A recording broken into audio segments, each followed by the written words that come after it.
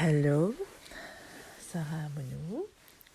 Petit podcast, il est 1h30 du matin et mon cœur me réveille pour parler des portes du cœur. Alors c'est avec joie que je vous partage des clés sur notre cœur et comment vivre davantage dans notre cœur et qu'est-ce qu'est réellement notre cœur. Notre cœur, c'est un temple dénué de limites et de temps. On peut dire que tous les temps coexistent simultanément. C'est un lieu où on peut accéder à différentes dimensions.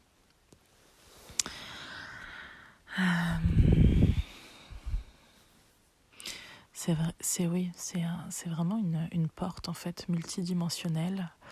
C'est un lieu où tout est accueilli. C'est un lieu où règne l'amour inconditionnel, où il n'y a pas de jugement, il n'y a pas de séparation, où tout est unité, tout est unifié et rien n'a jamais été séparé dans le cœur. En fait, la souffrance naît de la dualité, de ce qu'on juge être bien ou mal et de la séparation. Quand je parle de séparation, je parle de la séparation avec la source, l'illusion de la séparation avec la source, puis de manière plus incarnée et terrestre, la séparation avec notre mère à la naissance. Voilà, donc le cœur, c'est un espace dans lequel on peut se régénérer. On peut même dormir dans l'espace de son cœur. On peut vraiment poser cette intention de dormir dans l'espace de notre cœur. Et c'est un espace qui est régénérant, mais en très peu de temps en fait. Il y a vraiment cette notion d'abondance, d'amour, d'abondance, de richesse aussi. On peut demander à notre cœur justement de nous apporter la prospérité au-delà de ce qu'on croit être possible. Le cœur sait ce qui est bon pour nous, ce qui est juste pour nous et ce qui est épanouissant pour nous. Donc toutes les personnes qui peuvent douter, ne pas savoir ce qu'elles souhaitent réaliser, celles qui n'ont pas encore de rêve, faites simplement confiance à votre cœur, demandez et vous recevrez. Le cœur, c'est vraiment l'abondance à tous les niveaux. Et celui qui écoute le cœur et qui crée, qui donne avec son cœur, reçoit au centuple. Donc c'est vraiment... et c'est le don, la générosité désintéressée. On est vraiment dans un espace où je donne et le fait de donner met en joie en fait. Et on a de la gratitude pour le fait de donner. Donc ça nous met dans une vibe, dans un cercle vertueux qui nous pousse toujours plus à donner et qui nous fait recevoir. Voilà, on reçoit pas toujours. Quand on donne quelque chose, c'est aussi important d'être au clair avec le fait qu'on ne reçoit pas toujours de la même personne. En fait, on est tous, on est une même conscience qui vient expérimenter la séparation et la dualité. Donc, quand je donne à un fragment de cette conscience, eh bien, je peux recevoir par un autre fragment de cette conscience, par une autre personne, en fait. On est dans une illusion de la fragmentation aussi, parce que c'est encore une fois illusoire. Mais voilà, toujours est-il que quand on donne à une personne, ne pas s'attendre à recevoir de cette même personne, mais plutôt se laisser traverser par, j'ai envie de dire, le flot de la vie, le flot le flot universel qui vit en nous et qui nous fait vivre et qui nous maintient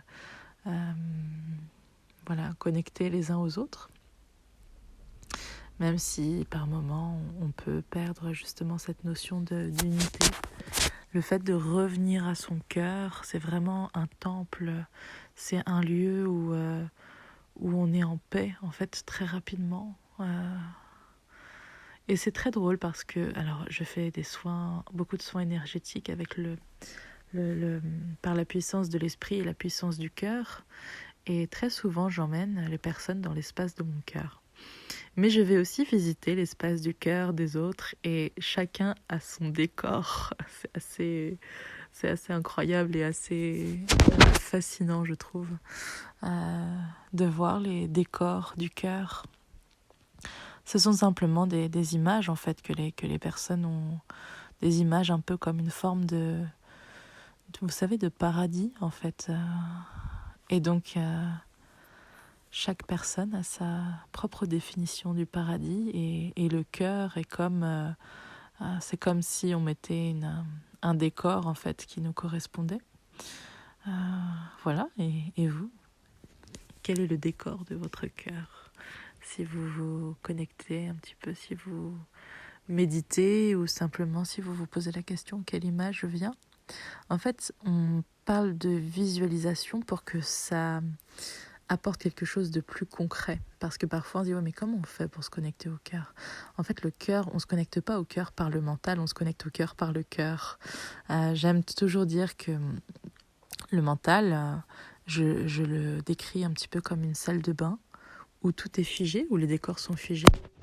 Et puis le cœur et l'esprit, je les décris comme le jardin, où tout est en perpétuel mouvement au rythme des saisons, et tout est vivant. Et du coup, dans la salle de bain, on est dans un espace qui est très restreint. On est entre 4 murs, on est dans un petit espace où on voit toujours le même décor. Le mental, c'est ça, en fait. Le mental, c'est un outil, on ne devrait pas l'utiliser tout le temps. En tout cas, ça ne devrait pas être une instance de décision, hein. C'est comme une calculatrice, on l'utilise juste pour calculer, mais on ne l'utilise pas pour décider. Donc voilà, sortez de la salle de bain, j'ai envie de vous dire, et puis allez faire un tour dans le jardin, et voyez à quel point tout est cyclique et tout est changeant, tout est mouvant en permanence. Voilà, être dans son cœur, en fait, c'est sortir de cet espace trop petit auquel on s'est souvent identifié.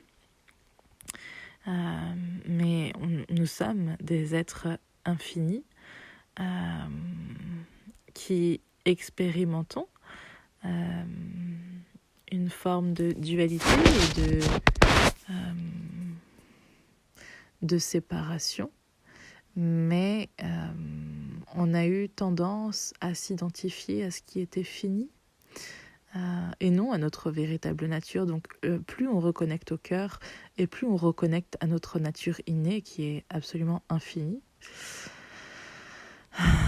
Voilà, et dans les moments où on est envahi par ses émotions, où on est submergé par une situation, c'est vraiment le refuge, le lieu sûr. Vous savez, ça me fait penser à quand on est en pleine montagne et qu'il commence à y avoir une tempête de neige, et on entreaperçoit au loin une petite cabane, un petit refuge, et c'est vraiment le refuge pendant les périodes de tempête émotionnelle, d'événements douloureux, et c'est aussi un espace où on peut communiquer très aisément avec nos guides et avec les êtres chers qui nous ont quittés, parce que c'est une vibration suffisamment élevée pour établir une connexion suffisamment nette. Plus on est dans une vibration élevée, et plus on peut communiquer de manière nette, comme sans interférence. Vous savez, parfois à la radio, il peut y avoir des petits grésillements. Et plus on est dans l'espace du cœur, et plus le son, on va dire ça comme ça, le son est net. Je cherche si j'ai encore d'autres choses qui me viennent par rapport à l'espace du cœur, parce que pour qu'il me réveille comme ça. Et oui, le cœur, c'est une boussole sacrée, c'est notre guide, c'est notre guérisseur aussi, hein. On a une capacité d'auto-guérison qui est juste incroyable, et juste avec l'énergie du cœur, hein, qui est l'amour inconditionnel, il n'existe pas d'énergie qui soit plus élevée que celle-ci en termes de vibration. Donc, même quand vous vous blessez physiquement, en fait, expansez l'énergie du cœur. Imaginez que l'énergie de votre cœur vient tout autour de vos corps. Et vous allez voir comme tout va s'aligner. Vous allez voir comme la douleur, elle va passer. Vous allez voir comme vous allez être apaisé. C'est vraiment reconnecter à une forme de sérénité, en fait. C'est s'abandonner aux bras de la mère divine, de l'unité, de la source, de l'univers. On peut mettre tous les mots qu'on veut. C'est comme rentrer à la maison. C'est vraiment ça, c'est rentrer à la maison, être dans l'espace du cœur. C'est regoûter à ce qui est infini, à ce qui est unité. C'est vraiment, le cœur est dans le non-jugement, dans la non-dualité, dans l'accueil de tout ce qui est, en fait. Et il reconnaît en toute chose la signature vibratoire du divin. Voilà. Voilà globalement, je crois que j'ai tout partagé à ce sujet. Ah oui, tiens, peut-être pas encore. Alors, il y a une rose que j'adore. Pardon, lapsus.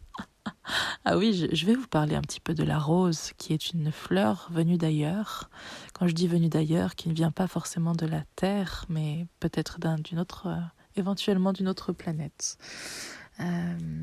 Et qui a été apportée aux humains depuis certainement des milliers d'années pour reconnecter justement à l'amour, parce que la rose représente, vous savez, quelle fleur on choisit pour prouver son amour, pour matérialiser, on va dire, son amour, pour offrir son amour à l'autre. On choisit très souvent les roses.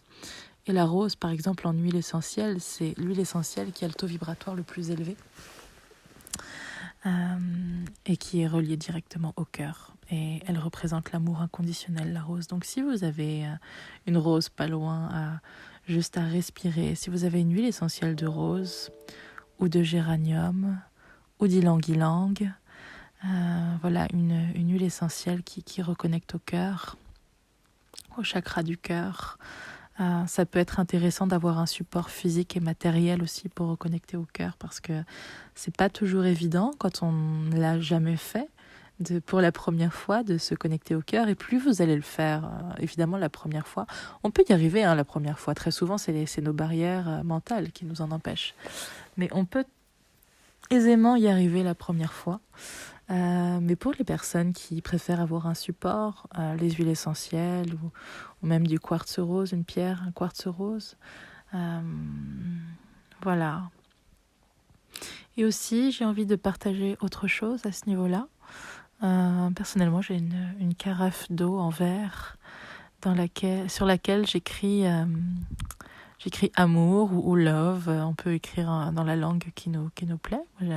J'ai écrit love sur ma carafe. Et puis de temps en temps, je mets un petit quartz rose pour informer l'eau, doublement, et avec le mot et avec la pierre. Et voilà, et du coup on donne l'information à l'eau de notre corps et à toutes les cellules aussi d'être en amour. Donc voilà, il y a plein de choses qui peuvent plein de supports, plein d'aides de toute façon pour revenir à notre état naturel, j'ai envie de dire notre état inné.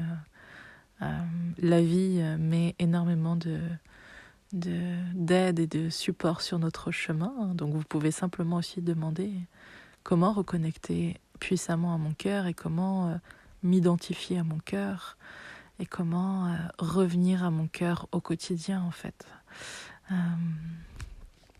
Voilà, je pense que c'est tout pour le moment. Eh bien, je vous souhaite une excellente journée, soirée, nuit, en fonction de l'heure à laquelle vous écoutez ce podcast. Et j'ai vraiment grand plaisir à partager ce que je ressens et ce que je canalise. Et voilà, et je vous souhaite une merveilleuse reconnexion au cœur, parce que c'est tellement d'amour pour soi, d'amour pour l'autre, et d'amour pour le monde, et à quel point on crée grand quand on est dans le cœur, et à quel point on inspire les autres aussi à reconnecter à leur cœur, et à quel point c'est grand, tout ce qu'on peut faire ensemble, tout ce qu'on peut mettre en place ensemble. Voilà, et puis moi je vous envoie tout plein d'amour, je vous embrasse très fort et je vous dis à bientôt pour un nouveau podcast.